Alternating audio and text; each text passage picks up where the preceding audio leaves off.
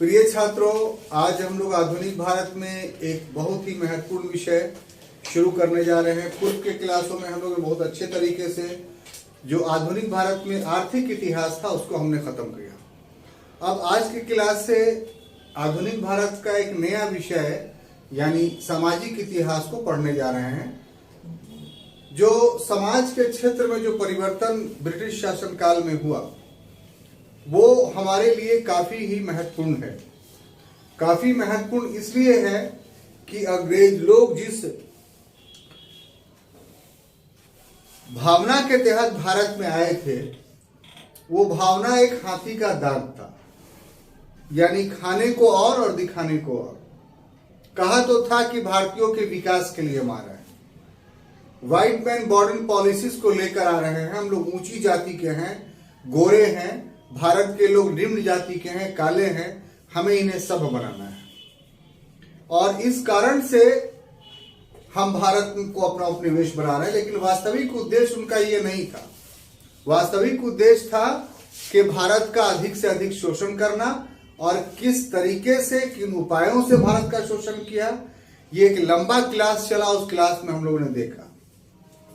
अब जो आज का क्लास है वो काफी महत्वपूर्ण इसलिए है कि जो आर्थिक शोषण उन्होंने किया, तो आर्थिक शोषण करने के क्रम में समाज को एक आधार बनाया और उसको इस रूप में ढालने की कोशिश की कि हम अधिक से अधिक भारतीयों का शोषण कर सके।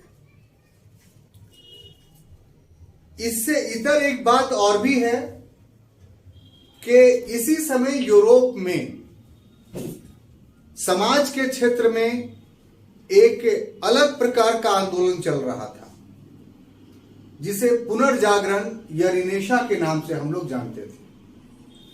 और यूरोपीय देशों में कहा जाता है कि रिनेशा पुनर्जागरण के कारण ही आधुनिकता का आगमन हुआ। अगर पुनर्जागरण नहीं होता तो यूरोपीय देशों में आधुनिकता नहीं आती। तो कुछ विद्वान इसकी तुलना, यानी भारत में जो समाज के क्षेत्र में परिवर्तन हो रहे थे उन परिवर्तनों की तुलना जो है वो यूरोप के पुनर्जागरण से कर दिया। ये बात कितनी सही है कितनी गलत है, ये पूरा क्लास समाप्त होने के बाद ही आपको पता चलेगा कि भारत का जो समाज के क्षेत्र में जो उस अंग्रेजों के समय में जो सुधार किए गए वो पुनर्जागरण थे या नहीं थे। तो हम लोग अब विषय को एक क्रम के रूप में शुरू करते हैं कि हम लोग को क्या क्या पढ़ना है इसमें। तो सबसे पहले तो हम लोग जो भारतीय पुनर्जागरण शीर्षक दिया है जो पूरी तरीके से गलत है, ये सही नहीं है। आप इसको समाज एवं धर्म सुधार आंदोलन कह सकते हैं या नव जागरण कह सकते हैं तो ज्यादा बेहतर होगा। लेकिन चूंकि पुस्तकों में या सवाल पूछने के अंदाज में इसी शब्द का प्रयोग किया जाता है आमतौर पे, और इसकी तुलना यूरोप से की जाती है, तो हम लोगों ने शीर्षक जो है भारतीय पुनर्जागरण या रिनेशा बनाया है। वास्तविक शीर्षक इसका जो होना चाहिए वो समाज एवं धर्म सुधार आंदोलन होना चाहिए। पुस्तकों में इस शीर्षक का भी प्रयोग किया गया है। तो क्या था ये, सबसे पहले तो व्हाट देखेंगे, और दूसरा कि आखिर इसके कारण क्या थे, कि आखिर किन कारणों से समाज के क्षेत्र में ब्रिटिश शासनकाल में परिवर्तन हुए या कुछ नई चीजें हुई। और तीसरा हम लोग खंड इसका देखेंगे कि इस परिवर्तन का स्वरूप क्या था। क्या यह यूरोप में जो पुनर्जागरण हो रहा था उसके तरह था या यूरोपीय पुनर्जागरण से भिन्न था। अगर यूरोपीय पुनर्जागरण से भिन्न था तो फिर इसको क्या कहा जा सकता है। तो अध्ययन का विषय ये 3 होगा। पहला होगा कि हम लोग भारतीय धर्म एवं समाज सुधार आंदोलन क्या है या भारतीय पुनर्जागरण क्या है या नव जागरण क्या है, उसको शाब्दिक रूप से समझने की कोशिश करेंगे। दूसरा कि ये घटना घट गई समाज धर्म के क्षेत्र में परिवर्तन का, तो इसके कॉज क्या थे वो देखेंगे।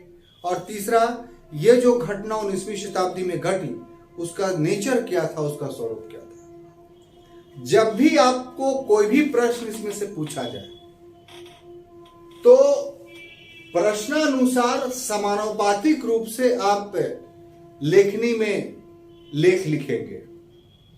जैसे हम कहें, आपसे प्रश्न करें कि भारतीय पुनर्जागरण के कारणों का वर्णन करें, तो कारण बहुत एक्सप्लेन में लिखाएगा, लेकिन साथ ही साथ स्वरूप भी लिखना पड़ेगा आपको संक्षेप में। अगर सिर्फ स्वरूप के बारे में पूछे, ऐसा भी क्वेश्चन आता है कि भारतीय पुनर्जागरण के स्वरूपों का वर्णन करें, तो फिर कारण माइनस नहीं हो जाएगा, कारण संक्षेप में जाएगा। तो हम आपको विहंगम रूप से पढ़ाएंगे, सब कुछ एलोबरेट करके। आप प्रश्नानुसार इस एलोबरेशंस का इस्तेमाल करेंगे अपने लेखनी में, ठीक है। तो भूमिका में क्या बात जाएगा वो देखते हैं कि जो 19वीं सदी है भारत में, ये 19वीं सदी हमारे देश के लिए धर्म एवं समाज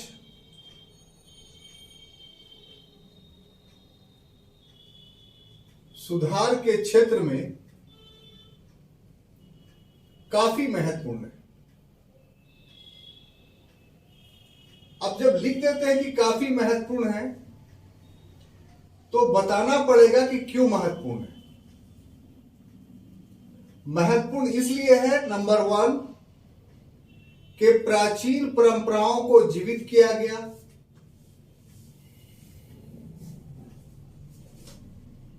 यह कह लीजिए कि पुनर्जीवित किया गया, है ना। दूसरा ये कि साहब विज्ञानवाद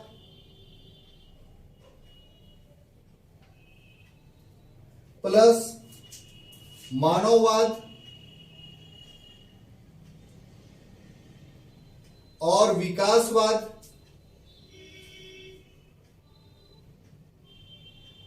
का उदय हुआ इसमें, प्लस स्वतंत्रता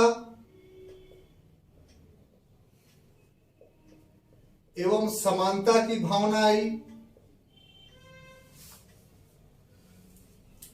इस प्रकार से अगर आप ये 3 चीजों को देखें, क्यों महत्वपूर्ण है धर्म एवं समाज सुधार आंदोलन, तो इसलिए महत्वपूर्ण है कि 19th सेंचुरीज में इस क्षेत्र में, समाज के क्षेत्र में बहुत सारे परिवर्तन हुए।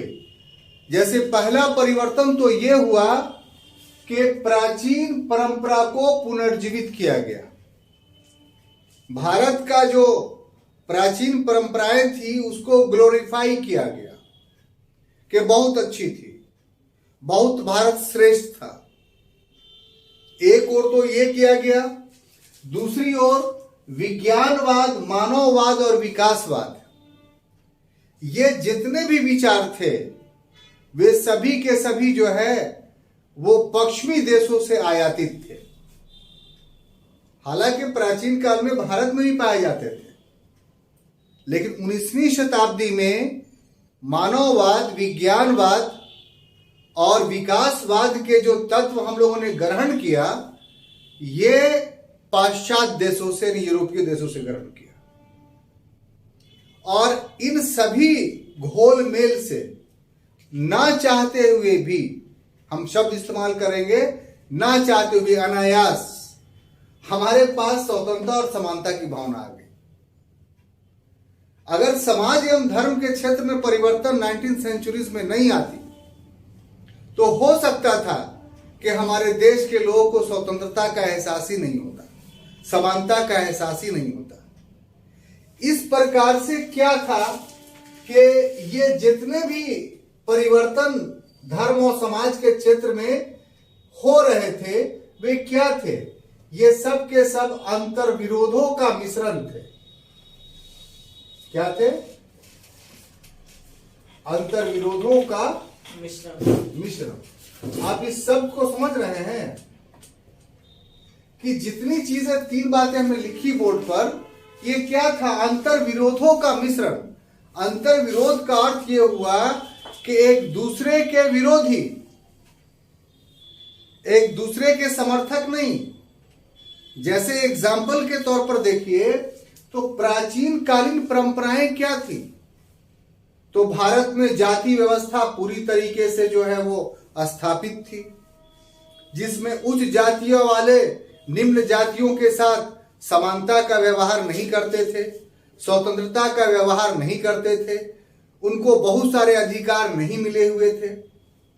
तो ऐसी परिस्थिति में हम नहीं कह सकते कि वहां मानववाद पाया जाता था, ह्यूमनिज्म नहीं पाया जाता था, क्योंकि जहां मानववाद पाया जाएगा वहां हर मनुष्य को महत्व दिया जाएगा। तो प्राचीन परंपरा भी आई और मानववाद भी आया, ये तो अंतर विरोध है ना। भारत की प्राचीन परंपराएं जो आधुनिक मानववादी कंसेप्ट है उससे भिन्न थी।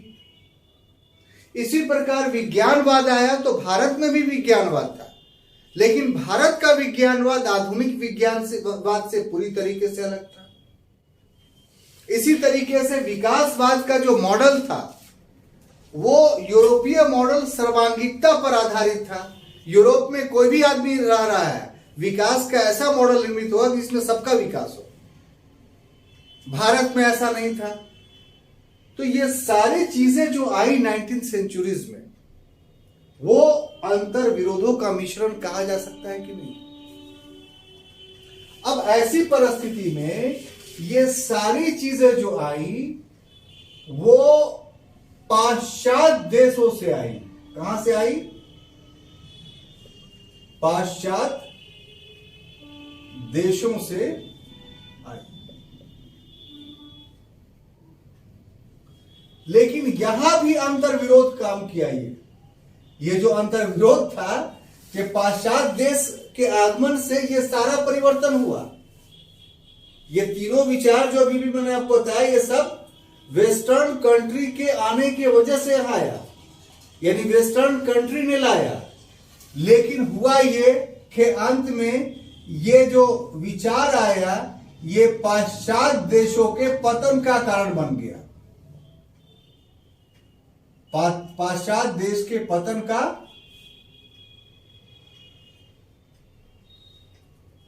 कारण बन गया। कैसे? कि अगर अंग्रेज ये विचार नहीं लाते तो भारत के लोगों में स्वतंत्रता समानता की भावना नहीं आती, और जब नहीं आती तो फिर स्वतंत्रता का वो मांग नहीं करते। तो जो मानववाद, विज्ञानवाद, विकासवाद उन्होंने लाया अपने हित के लिए, भारत के लोग सीख गए उसे, और सीखने के बाद क्या हुआ? इसकी मांग वो करने लगे। इसको नहीं देने वाले कौन लोग थे? तो अंग्रेज थे, वही नहीं दे रहे थे। अंग्रेज विज्ञानवाद लाए थे, किसके लिए? अपने लिए, भारतीयों के लिए नहीं। अंग्रेज मानववाद लाए थे, किसके लिए? अपने लिए, भारतीयों के लिए नहीं। अंग्रेज विकासवाद लाए थे, किसके लिए? अपने लिए, भारतीयों के लिए नहीं। लेकिन भारत में रहने के बाद जब भारतीयों को इन सभी चीजों से परिचय होगा तो इसकी मांग वो किससे करने लगे? अंग्रेजों से।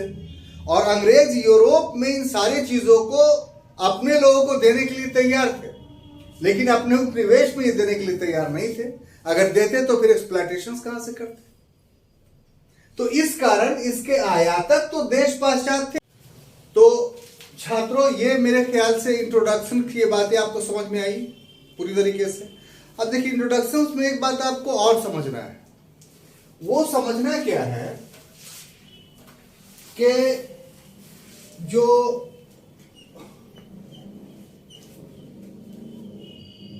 भारतीय धर्म एवं समाज सुधार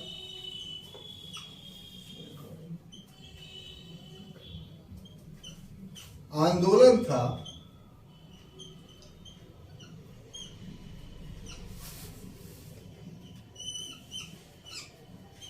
वो पश्चिमी पुनर्जागरण से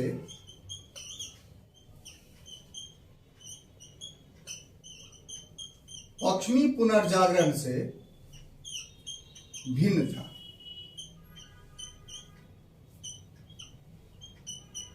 ठीक है ना? क्यों? क्योंकि भारतीय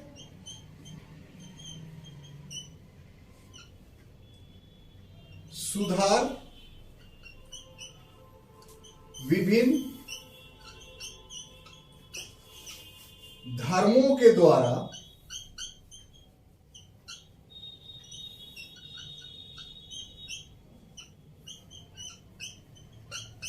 लाया गया, जबकि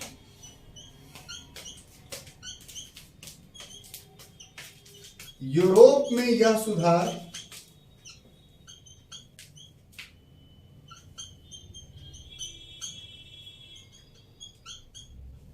धर्म के आधार पर नहीं किया गया।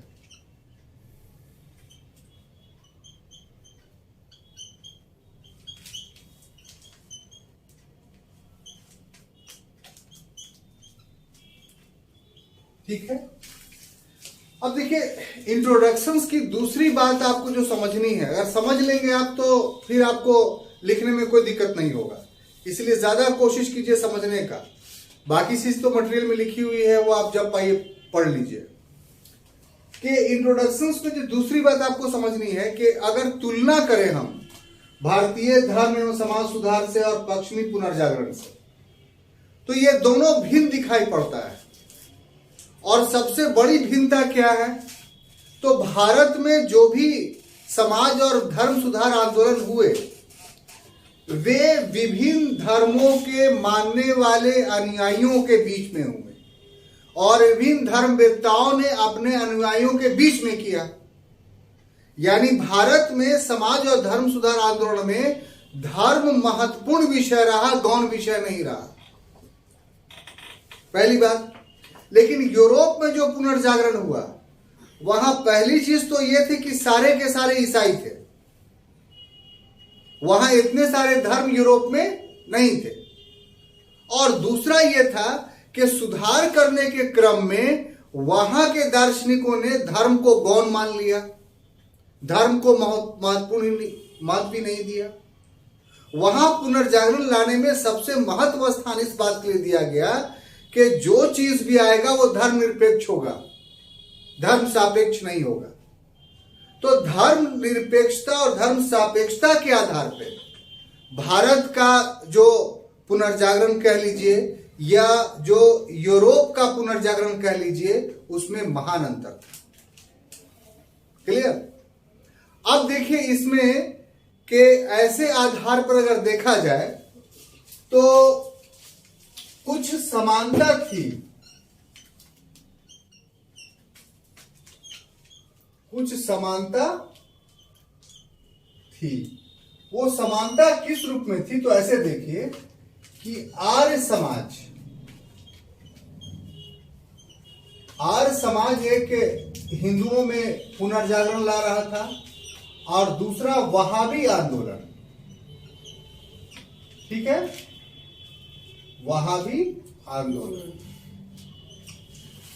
अब देखिए ये दोनों जो था वो यूरोपीय पुनर्जागरण के समान था।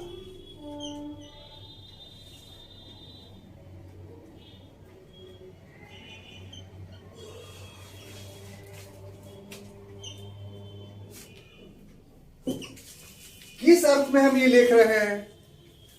पहला जो यहां आपको बताया कि क्या है भाई, कि यहां जो धर्म या समाज सुधार हुआ या पुनर्जागरण हुआ वो डिफरेंट ऑर्गेनाइजेशंस के द्वारा हुआ, क्योंकि यहां बहुत सारे लोग थे, बहुत सारे धर्म के मानने वाले थे। और यूरोप में जो पुनर्जागरण हुआ वो लाने वाले, करने वाले, मानने वाले सब के सब ईसाई थे।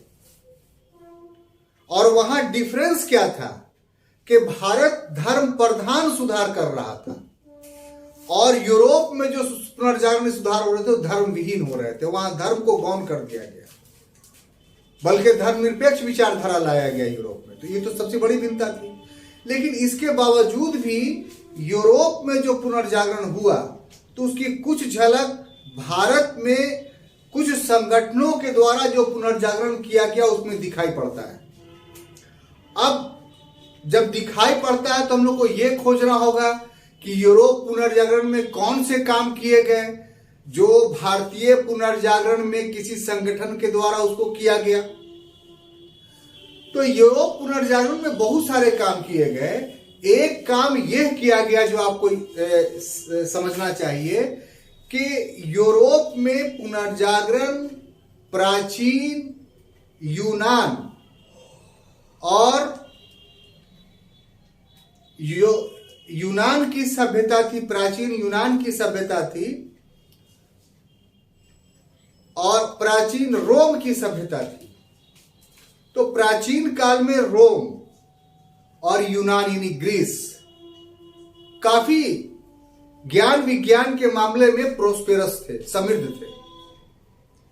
मध्यकाल जब आया यूरोप का तो यूनान और रोम की सभ्यता का पतन हो गया।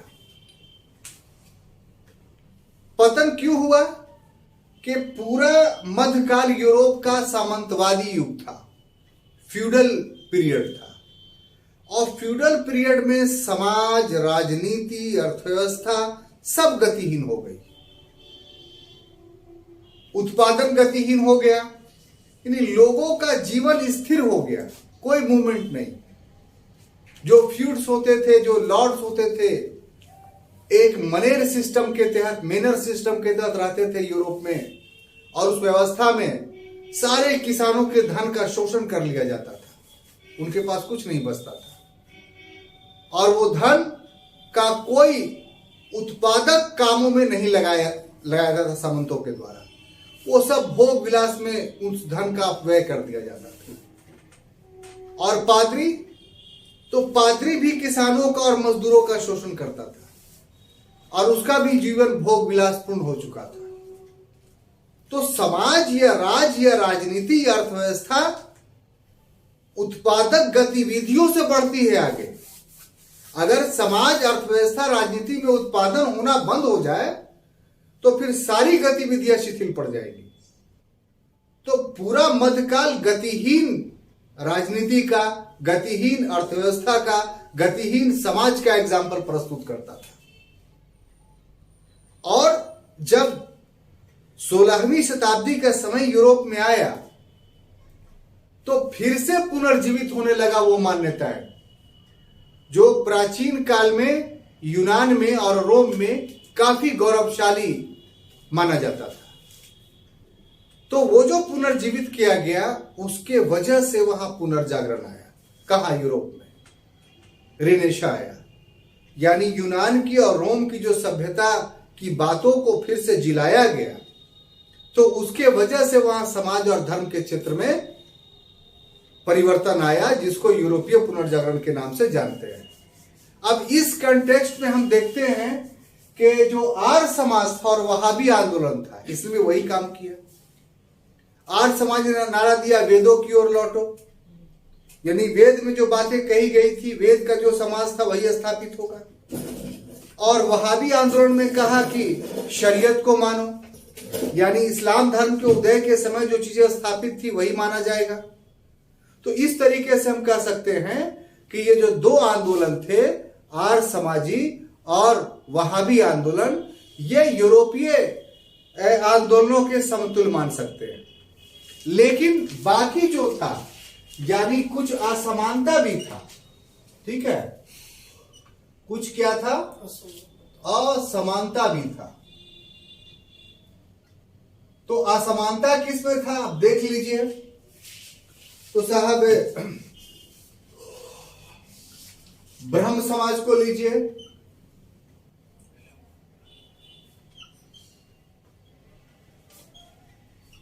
यंग बंगाल आंदोलन को लीजिए,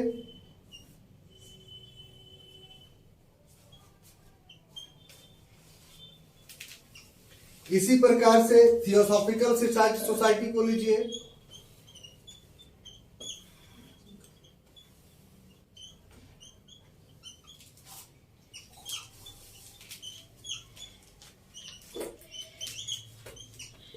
इसी प्रकार से अलीगढ़ आंदोलन को लीजिए,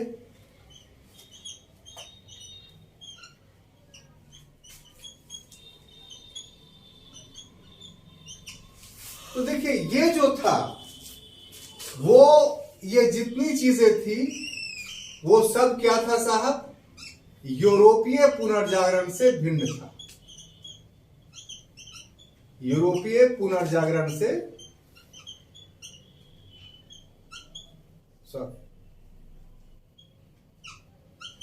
जागरण से भिन्न था। क्यों हम कहते हैं?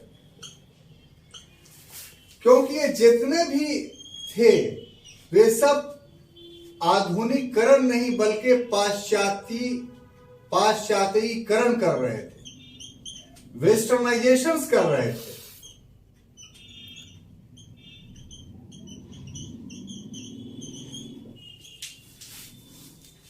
ये जितने भी आंदोलन थे, चाहे यंग बंगाल आंदोलन हो, चाहे ब्रह्मो समाज हो, चाहे अलीगढ़ आंदोलन हो, ये सब का सब भारत के प्राचीन परंपराओं को जीवित करने का काम नहीं कर रहे थे,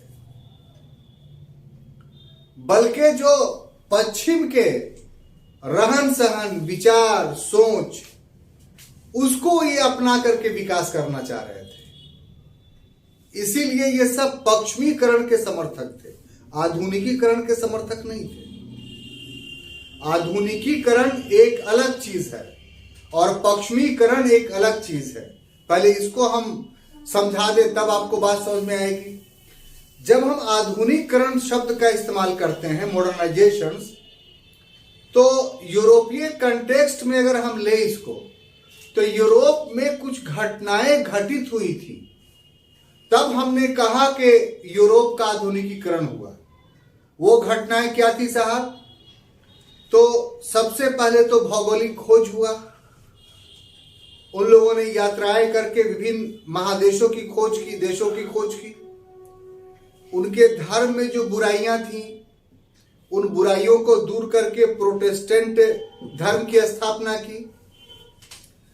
व्यापार वाणिज्य के क्षेत्र में मर्केंटिलिज्म, वाणिज्यवादी नीति अपनाई, जिसके वजह से जो है बड़े बड़े जो है वो संयुक्त पूंजी कंपनियों का उदय हुआ और वृहद पैमाने पे व्यापार होने लगे। चित्रकला में, संगीत में, मूर्ति कला में के माध्यम से जो लोगों का मानसिकता थी, उन मानसिकताओं को गुलामी के बंधन से मुक्त करवाया गया। यानी कला के क्षेत्र में भी बहुत सारे परिवर्तन हुए। ये सारा घटना जो घटा, तो उसका एक ही रिजल्ट निकला कि ये सब चीज के लिए धर्म अकाउंटेबल है, इसलिए यूरोप में धर्म माइनस हो गया और वहां आधुनिकीकरण आया। हमारे देश में क्या सब घटनाएं घटित हुई? नहीं। तो यूरोप ने अपने परिवेश में ये सब काम करके अपने यहां आधुनिकता लाई। हमारे देश में, हमारे देश के परिवेश के अनुरूप परिवर्तन नहीं हुआ, बल्कि दूसरे देशों से जो विकसित मॉडल थे उसको हम लोगों ने आयात करके अपना लिया। तो दूसरे देश यानी पश्चिम के देशों से कोई विचार आयात होगा तो आधुनिकीकरण नहीं कहलाएगा, पश्चिमीकरण कहलाएगा। जबकि आधुनिकता आना कैसे चाहिए था? तो भारत के परिवेश में आना चाहिए था, जैसे उन लोगों ने अपने परिवेश में आधुनिक लाया। आप बोलेंगे कैसे? तो बिल्कुल सही बात है कि जैसे जापान का एग्जाम्पल ले लीजिए, चीन का एग्जाम्पल ले लीजिए वर्तमान समय में। तो जापान ने और चीन ने अपना पश्चिमीकरण नहीं किया, अपना आधुनिकीकरण किया। इसका अर्थ क्या हुआ कि उन्होंने जो अपना विकास किया वो अपने परिवेश के अनुसार अनुरूप किया। उनका सर्कमस्टांसेस, उनकी परिस्थितियां अलग थी, तो उन परिस्थितियों के अनुसार जो है उन्होंने जो है वो अपना विकास किया। तो आप देख सकते हैं कि पश्चिमीकरण और आधुनिकीकरण में क्या डिफरेंस है। कि पश्चिमीकरण जब भारत का हुआ तब भारत के लोगों ने कोट पैंट टाई पहन लिया, यानी यूरोपियों का जो जितना विकास के मॉडल थे उसको हमने अडॉप्ट कर लिया, अपनी संस्कृति को तिलांजलि दे दी। लेकिन जापान और चीन में क्या हुआ कि उनके वेशभूषा नहीं बदले, उनकी संस्कृतियां नहीं बदली, उनके भाषा नहीं बदले, वे सब के सब वही रह गए, लेकिन फिर भी वो एक विकसित देश है। तो ये उदाहरण इस बात को प्रमाणित करता है कि आधुनिकीकरण एक अलग विचारधारा है और पश्चिमीकरण एक अलग विचारधारा है। क्लियर? तो इंट्रोडक्शंस की इतनी सारी बातों को आपको समझना काफी जरूरी था। हम समझते हैं कि हम समझाने में सफल रहे हैं आपको। बोलिए हाँ या ना। आगे बढ़े। अब देखिए, ये सिर्फ इंट्रो मैंने आपको बताया, दो चीजें और हैं, तो ज्यादा घबराइए नहीं। उसको हम शीर्षक लिख करके उसको एक्सप्लेन कर देते हैं, बाकी सब नोट्स में है, जो बातें कहेंगे वो सारी की सारी उसमें है, तो आपको मिल जाएगी। तो उसमें देखिए साहब, तो सबसे पहले काउज के कारण क्या है, हम लोग कारण का अध्ययन करते हैं।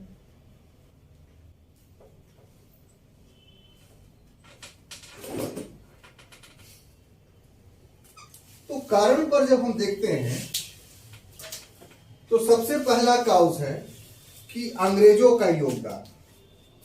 अंग्रेज खुद इसके लिए, जो भारत में परिवर्तन हो रहे थे ना, उसके लिए खुद अकाउंटेबल थे। अंग्रेजों का योगदान जी। दूसरा है ईसाई मिशनरियों का योगदान।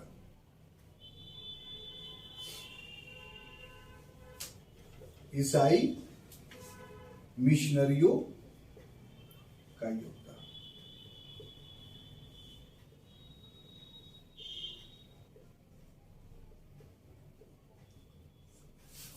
उसके बाद तीसरा है यूरोपीय विद्वानों का योगदान।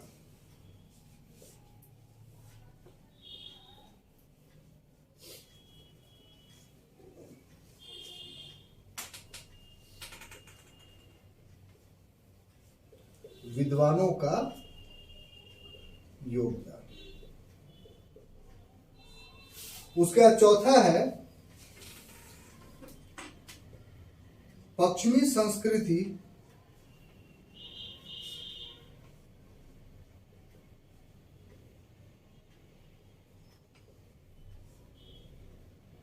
का प्रचार प्रसार।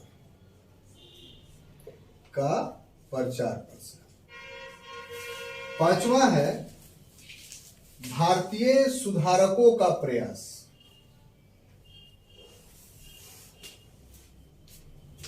भारतीय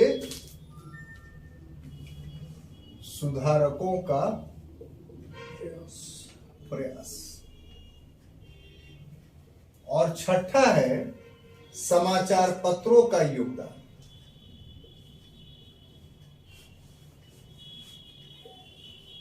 समाचार पत्रों का योगदान।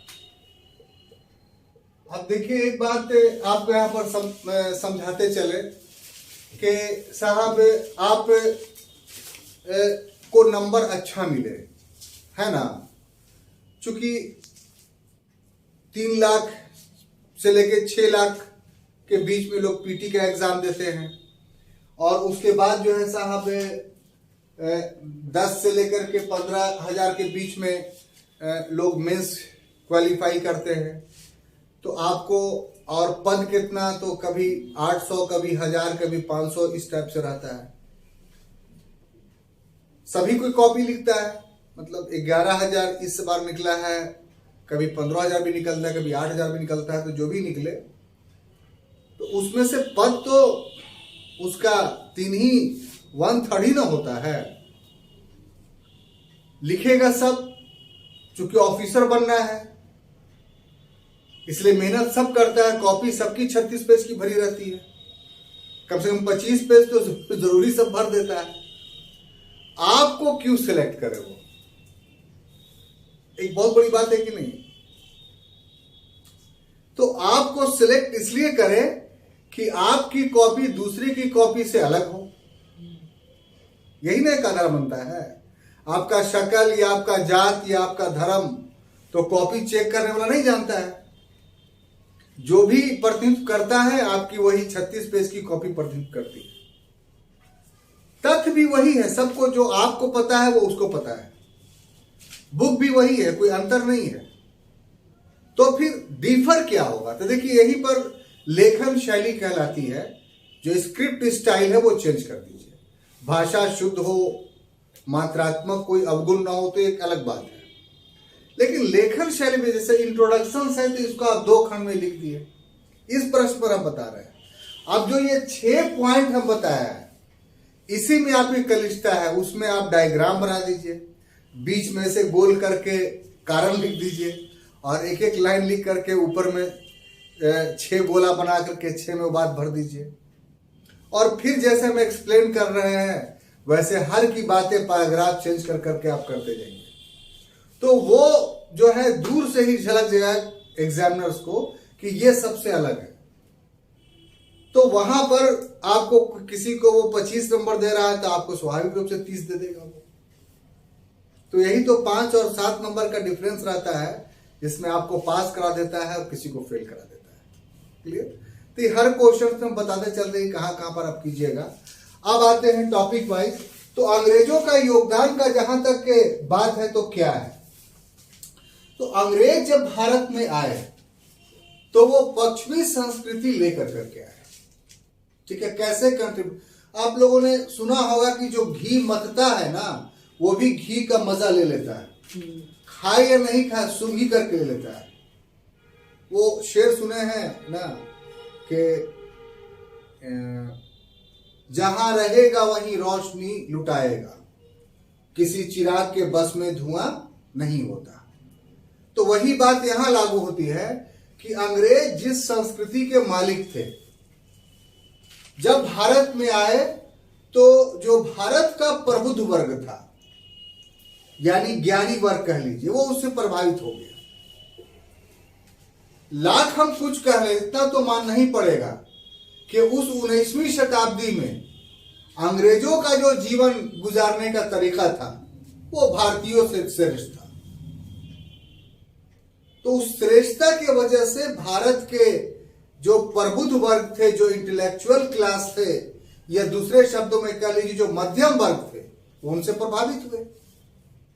और इस तरीके से जब अंग्रेजों से प्रभावित हुए तो भारतीयों को देख करके उसके नीचे के जो भारतीय थे वो प्रभावित हुए।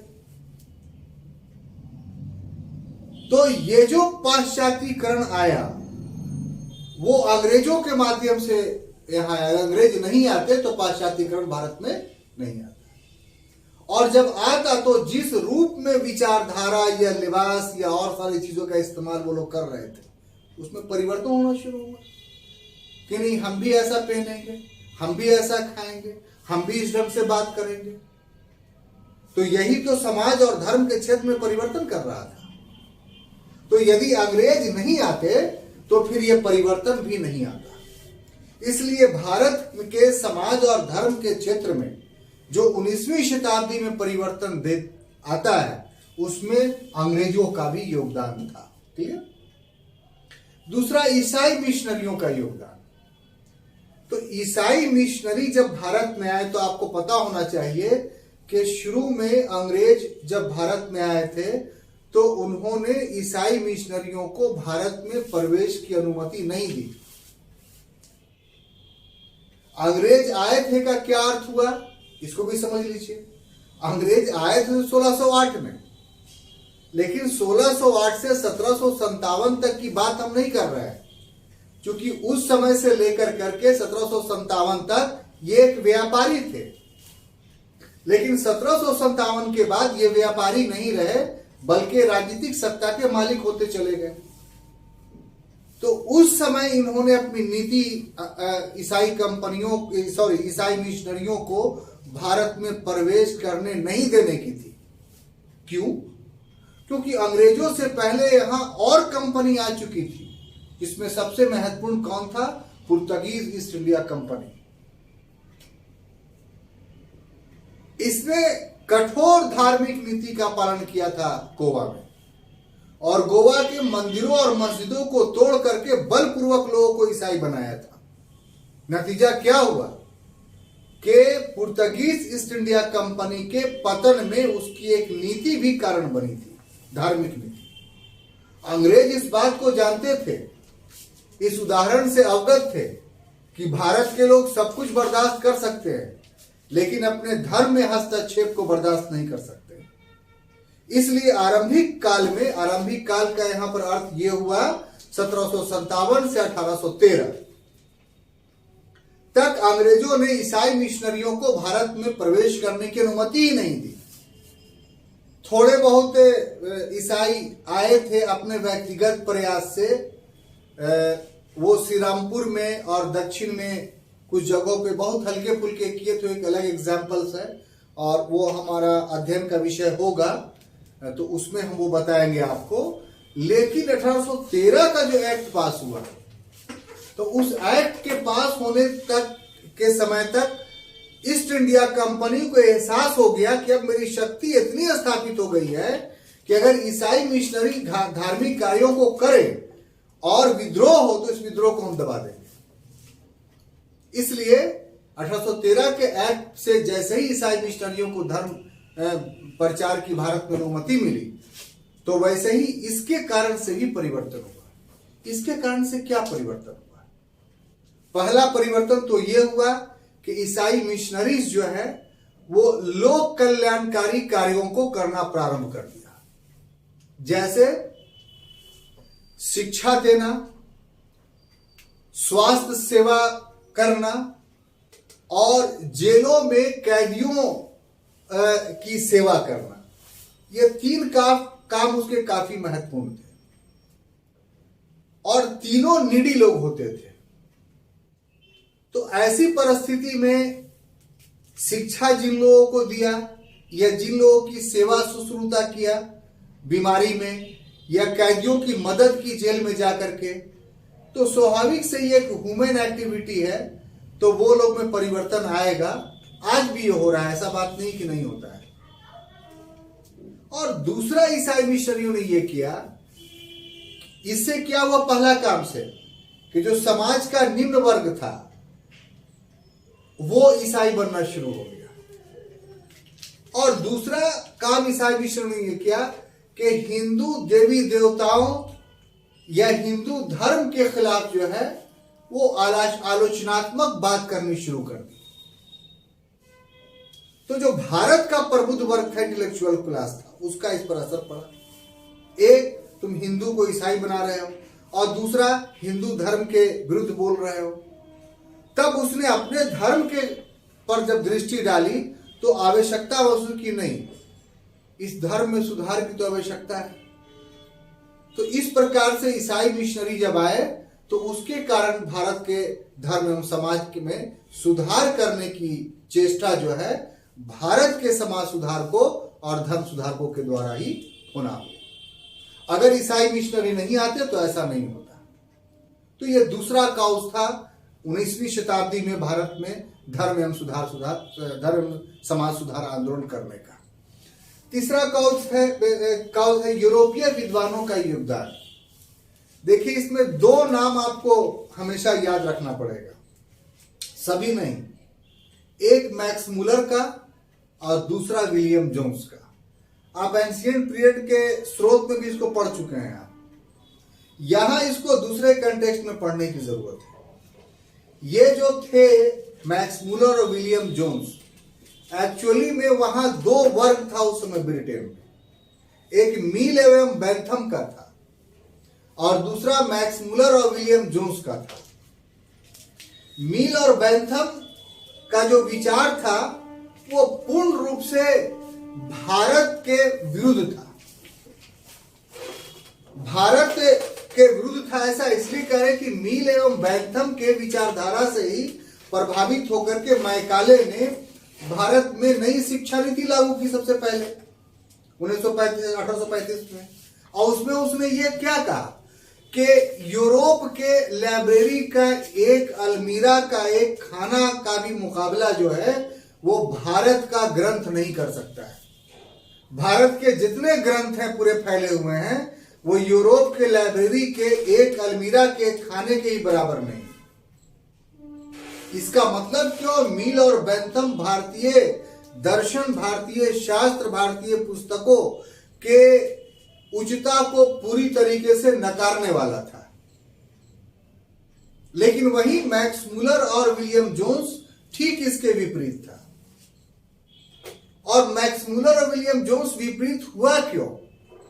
तो इनके आपसी झगड़े थे दार्शनिकों के ब्रिटेन में।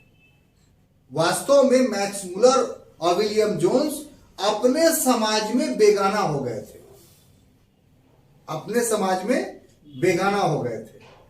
तो अपने समाज से बदला लेने के लिए ये लोग भारतवादी बन गए, इंडोलॉजिस्ट बन गए।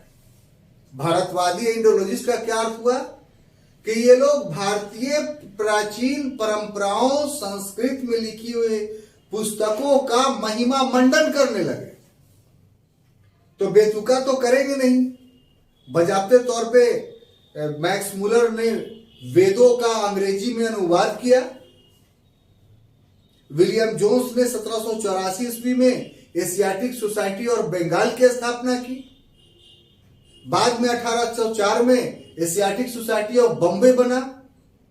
उसके बाद 1813 में एशियाटिक सोसाइटी ऑफ लंदन बना।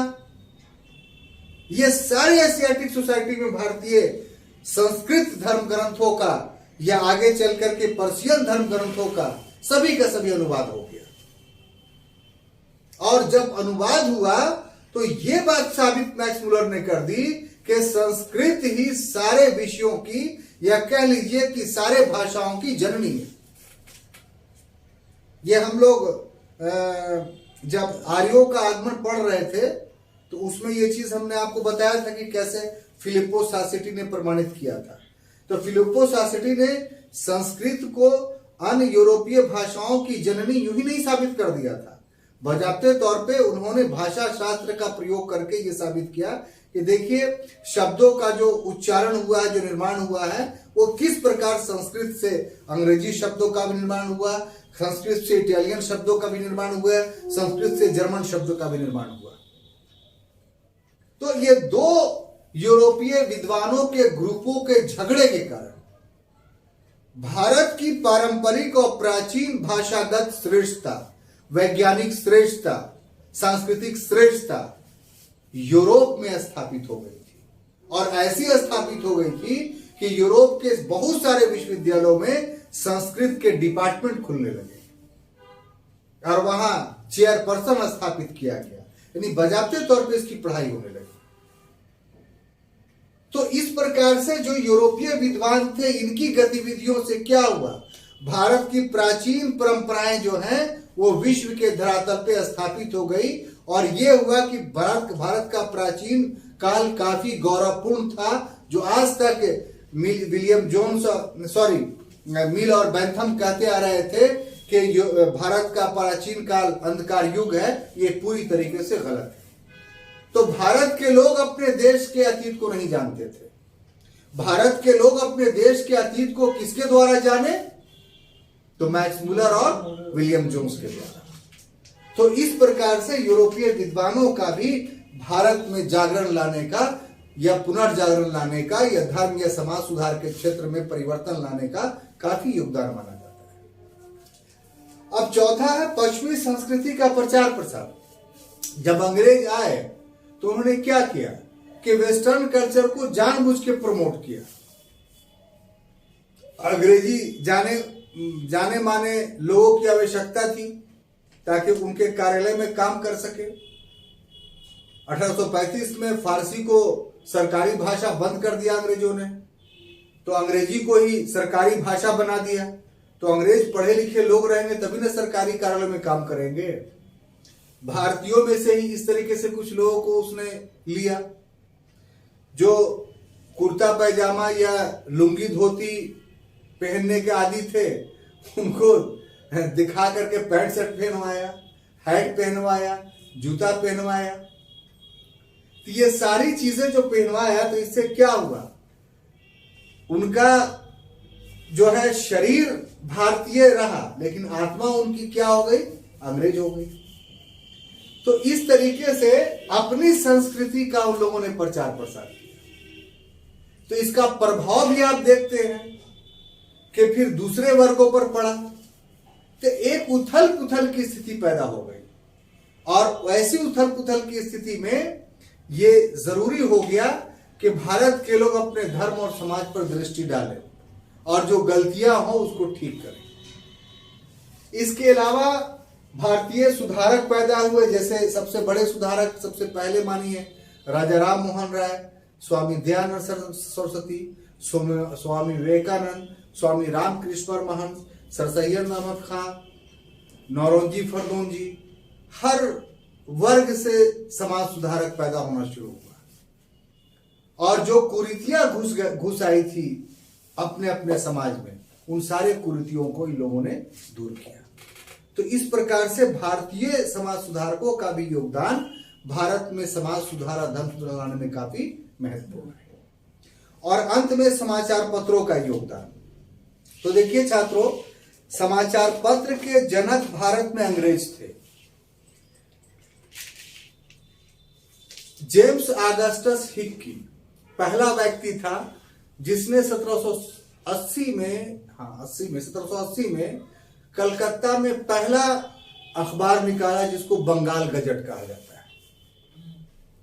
ये शुरुआत था और उसके फिर बहुत सारे हुए। प्रेस का विकास एक अलग टॉपिक है, उसमें सब बातें पढ़ाई जाएंगी। लेकिन भारतीयों के द्वारा भी समाचार पत्र प्रकाशित किए गए। दूसरे शब्द में राष्ट्रवादी समाचार पत्र भी प्रकाशित हुए। और राष्ट्रवादी समाचार पत्र बहुत सारे लोगों ने प्रकाशित किया, लेकिन इसकी शुरुआत राजा राम मोहन राय ने की। उन्होंने संवाद कौमुदी नामक एक समाचार पत्र निकाला। फिर भारतेंदु हरिश्चंद्र एक नाम मिलता है जिन्होंने भारतीय दुर्दशा नामक एक पुस्तक लिखी। और भी बहुत सारे लोग हैं। ये लोग दो महत्वपूर्ण नाम है जिन्होंने भारतीयों के परिवेश को बड़े अच्छे ढंग से व्याख्यायित किया और समाज पर कटाक्ष किया। कटाक्षी नहीं किया, बल्कि क्या अमेंडमेंट होने चाहिए। जैसे सती प्रथा बहुत व्यापक पैमाने पर चल रही थी, जो हिंदू समाज का एक बहुत बड़ा कोड था। तो क्या किया राजा राम मोहन राय ने? सती प्रथा के खिलाफ एक अभियान चलाया और गवर्नर जनरल से इसको जो है वो 1829 में इसको अवैध घोषित करवाया।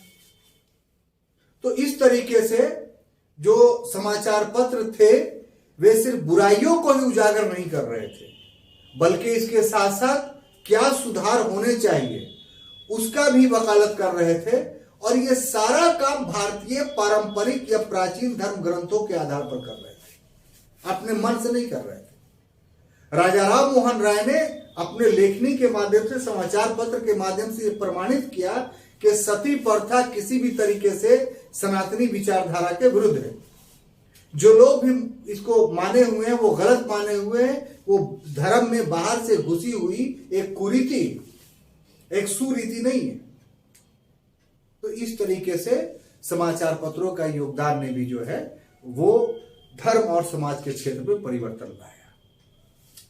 अब देखिए, जैसा कि मैंने आपको कहा कि अब अगला टॉपिक जो है वो है कि स्वरूप, कि ये जो धर्म और समाज के क्षेत्र में हुआ इसका नेचर क्या था, ये काफी इंपॉर्टेंट है। पूछा गया कुछ भी, ये जितना हम आपको आज के क्लास में पढ़ा रहे हैं वे सभी के सभी जो है आप उसको लिखेंगे। स्वरूप पर जहां तक बात है तो 3 चीजें हम लोग को पढ़नी है। पहला,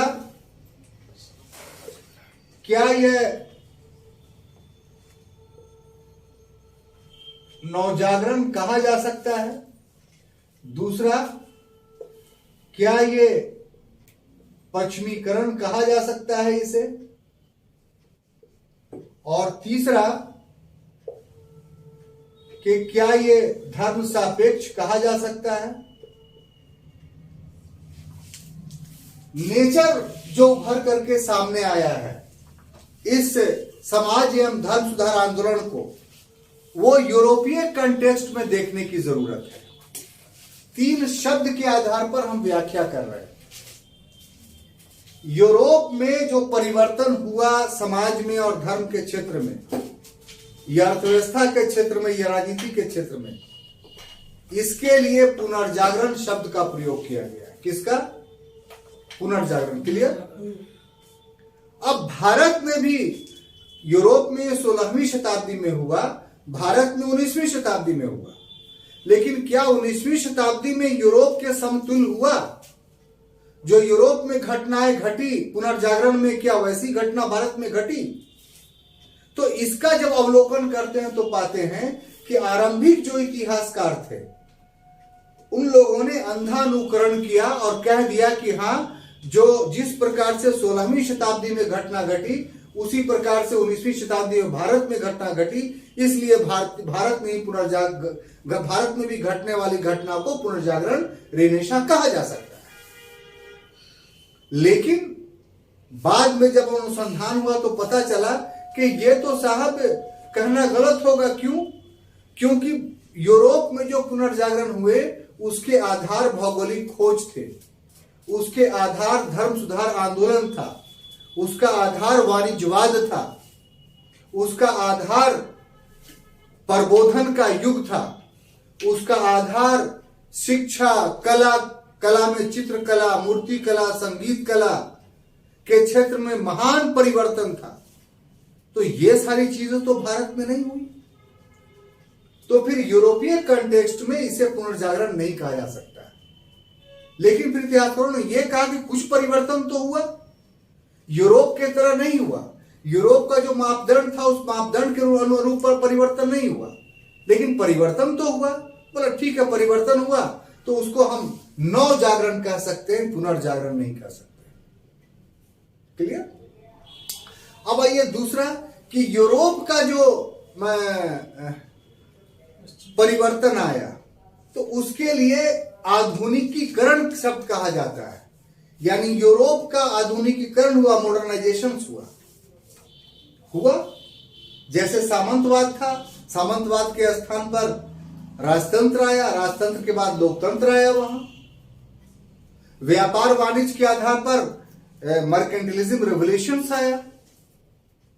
धर्म के क्षेत्र में प्रोटेस्टेंटों का उदय हुआ। तो क्या भारत में यह हुआ? भारत का समाज जो पहले था वही रहा। भारत की अर्थव्यवस्था पहले से और गिर गई। यहां का व्यापारी कहीं बाहर में जाकर के कारखाना तो नहीं लगा रहा था उस पीरियड में, लेकिन ब्रिटेन का आदमी में तो यहां आकर के अपने कारखाने का माल बेच रहा था, साथ में कारखाना भी लगा रहा था।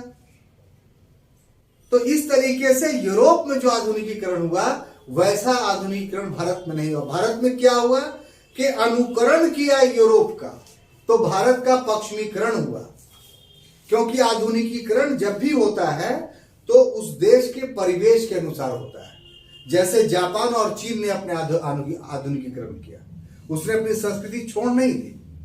हम लोगों ने अपनी संस्कृति छोड़ दी, इसलिए हम लोगों का इस पीरियड में आधुनिकीकरण नहीं हुआ बल्कि पश्चिमीकरण हुआ। क्लियर? अब अंत में है धर्म सापेक्ष। तो यूरोप का जो पुनर्जागरण था धर्मनिरपेक्ष था। वहां राज्य को यह तय कर लिया है कि राज्य का अब कोई धर्म नहीं होगा और राज्य धर्म के मामले में कोई हस्तक्षेप ही नहीं करेगी और धर्म सामूहिक रूप से अपनाया भी नहीं जाएगा। धर्म बस बंद गिरजाघरों में, बंद मंदिरों में और बंद मस्जिदों में केंद्रित कर दिया गया। सार्वजनिक स्थल पे धर्म की उपासना पूरी तरीके से निषिद्ध कर दी गई। तो यह धर्म निरपेक्ष विचारधारा था। क्या भारत में यह हुआ? यह भी है। भारत में धर्म को छोड़ा नहीं गया बल्कि धर्म हमेशा प्रभावी रहा। तो इसलिए भारत का जो नवजागरण है वो धर्म निरपेक्ष नहीं है बल्कि धर्म सापेक्ष है। हम समझते हैं कि एक लंबा टॉपिक आपको समझाने में हम सफल रहे। अगले क्लास में हम लोग मिलेंगे तो जितने सारे भारत में नवजागरण लाने में जिन्होंने महती भूमिका निभाई उनका अलग अलग से अगले क्लासों में हम लोग अध्ययन करेंगे। तब तक के लिए धन्यवाद।